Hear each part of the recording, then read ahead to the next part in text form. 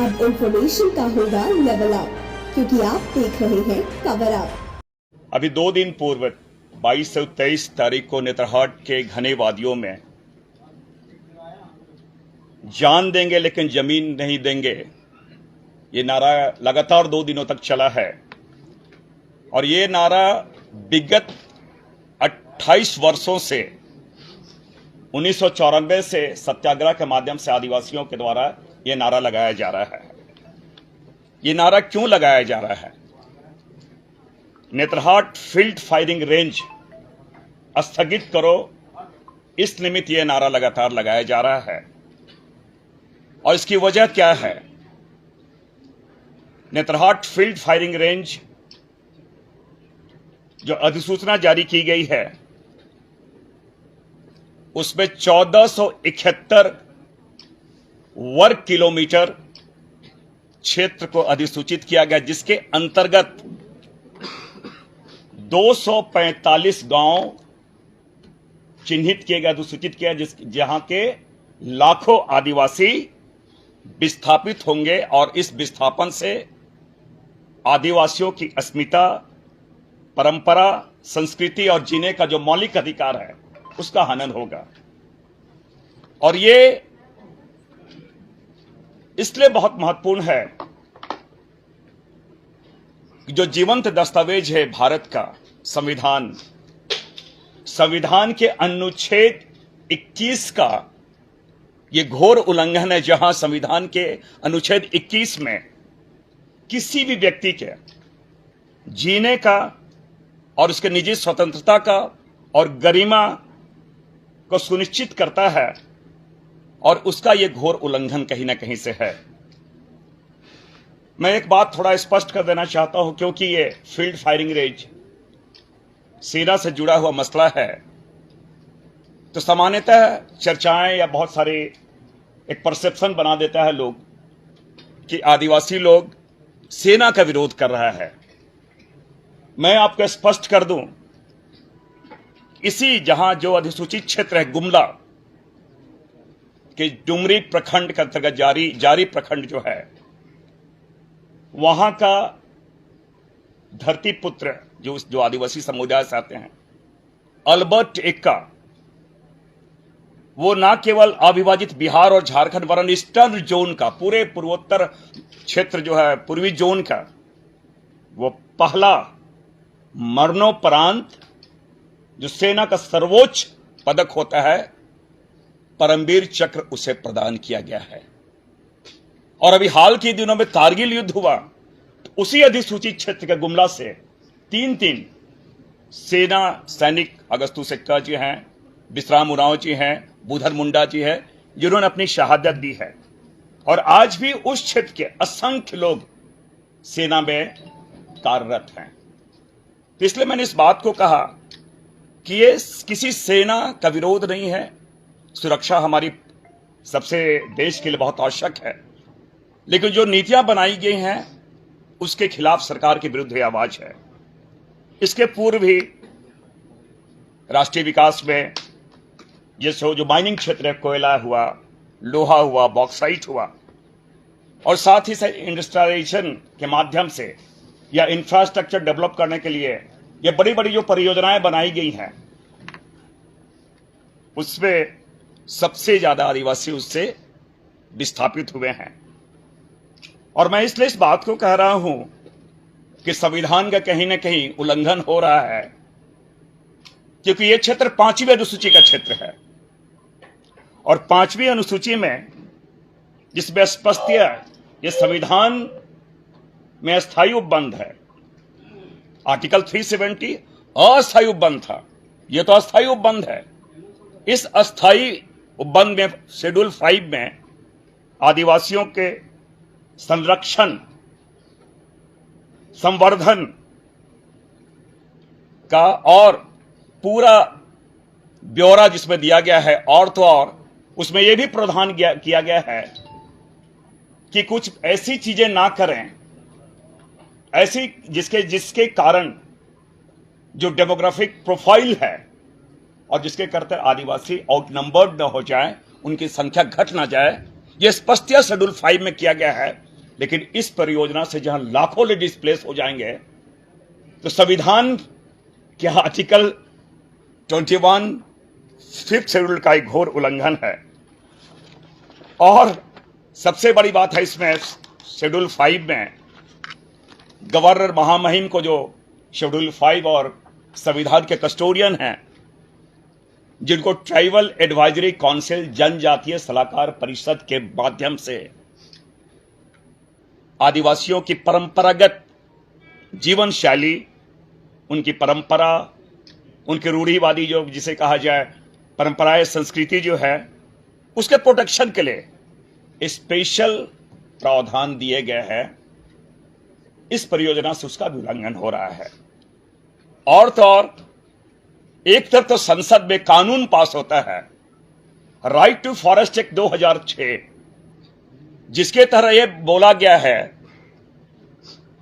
कि जो colonial rule थे, जो औपनिवेशिक वन में जो अधिकार थे, उसको खत्म करने के बाद जो परंपरागत रूप से सदियों से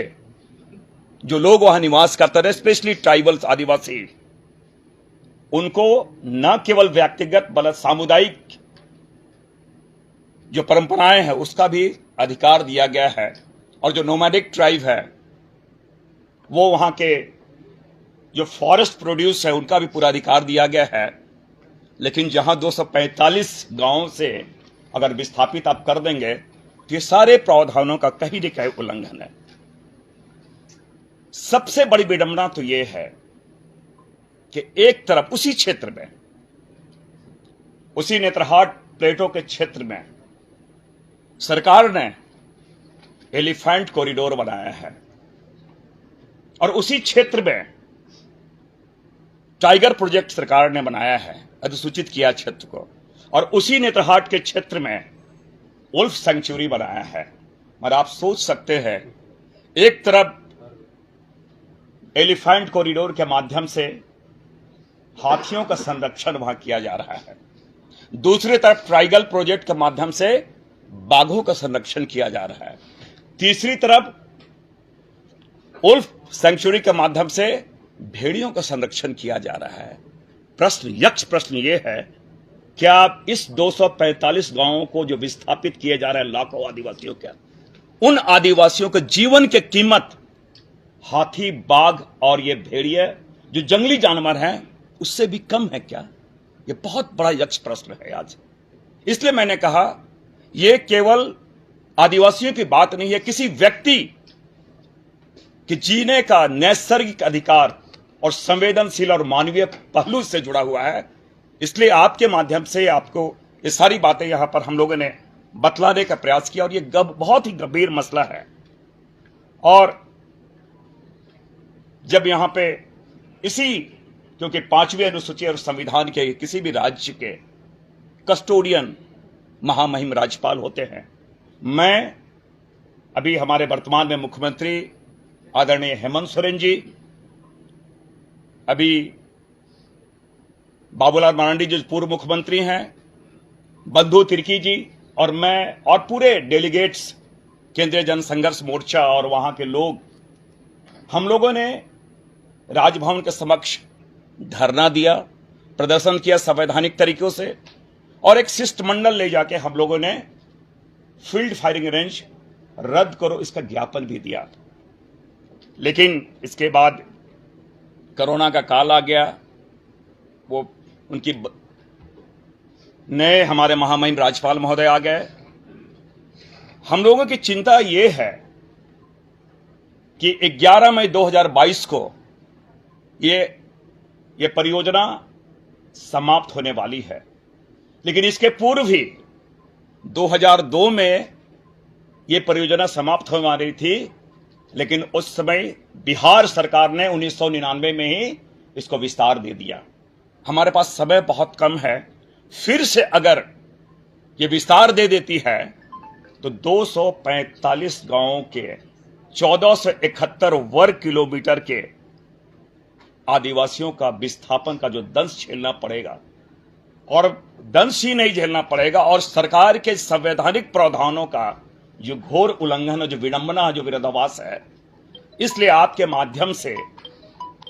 हम लोगों ने ये सारी चीजें पब्लिक डोमेन में लाने का प्रयास किया है और अभी 22 और 23 तारीख को हमारे किसान आंदोलन के राकेश टिकैत जी, माले के माननीय विधायक विनोद सिंह जी, मैं स्वयं, हम लोगों ने, सारे लोगों ने, और बहुत सारे सोशल एक्टिविस्ट लोग थे, वो वहां पे थे और वहां पे 245 गांवों के ग्राम प्रधान, क्योंकि 5th शेड्यूल है, कहीं न कहीं पेशा कानून भी अप्रत्यक्ष रूप से अगर लागू है तो ग्राम सभा के प्रधान वहां ग्राम सभा में पारित किया गया है और अहिंसक तरीके से सत्याग्रह और संकल्प लिया गया है कि अप्रैल में वो पैदल मार्च करते, वही नेतरहाट के वादियों से पैदल मार्च करते हुए महामहिम के पास आएंगे, सरकार के पास, माननीय मुख्यमंत्री जी पास आएंगे, ज्ञापन देंगे कि इस परियोजना को अवधि विस्तार न दिया जाए ताकि यहां के आदिवासियों का, और आदिवासी नहीं, और भी वहां के जो मूल निवासी हैं, जो वहां रह रहे हैं, उनके जीने का नैसर्गिक अधिकार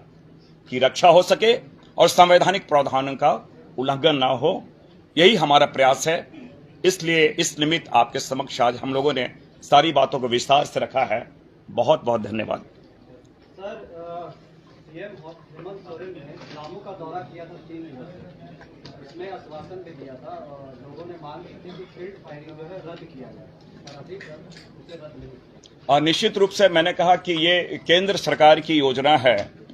और हमारा भी प्रयास है, और क्योंकि कल तक सेशन था, हम हर स्तर पे, पार्टी का स्तर पे, जितने भी हमारे सोशल एक्टिविस्ट हैं और भी अदर जो दूसरे दलों के लोग हैं, हम जरूर चाहेंगे कि माननीय मुख्यमंत्री जी ने स्वयं देखा है और वो झारखंड के आंदोलन को उपज हैं, उन चीजों को देखा, और मुझे पूरी उम्मीद है कि सरकार इस आशय का पत्र दिल्ली केंद्र को जरूर लिखेगा कि किस प्रकार यहां पर लोग विस्थापित होंगे, और साथ ही साथ न केवल विस्थापन की बात नहीं है, मैंने कहा कि ये आपको मैं बता दूं, वो क्षेत्र इको सेंसिटिव जोन भी है, तो पर्यावरण के दृष्टिकोण से भी वो काफी हानिकारक है। तो मुझे पूरी उम्मीद है, इसलिए हमने आज मार्च समाप्त हो रहा है, 1 महीने हमारे पास समय, इस 1 महीने में हमें सारे वो जो औपचारिकताएं हैं उसे दूर करने का हम लोग प्रयास करेंगे, और उम्मीद है कि आप लोग के माध्यम से सरकार के संज्ञान में सारी चीजें आएंगी, इसकी गंभीरता को समझेंगे। और मैंने कहा कोई भी सरकार, क्योंकि कल्याणकारी राज्य है, किसी भी व्यक्ति के जीने का नैसर्गिक अधिकार का हनन वो नहीं करेगी। 2 सवाल हैं। एक तो 10 जुलाई 2017 को रघुवर दास ने भी नेतरहाट। खबरों से अपडेट रहने के लिए कवर अप को करें लाइक, शेयर और